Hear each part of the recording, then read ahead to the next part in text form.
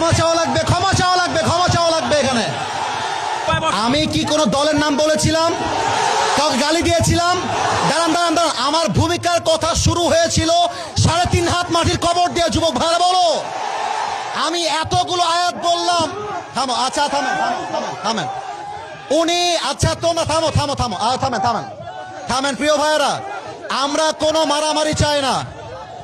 আল্লাহর কোরআন দিয়ে আইন চলবে, এটা কোনো রাজনৈতিক কথা হইতে পারে?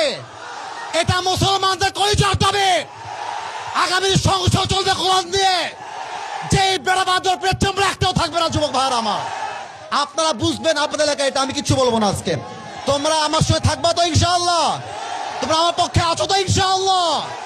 আবার দেখা হবে না। সুবহানাল্লাহ ওয়া তাওয়াক্কাল ওয়া বাশশিরিল মুমিনিন। ইনশাআল্লাহ দেখা হবে ইনশাআল্লাহ।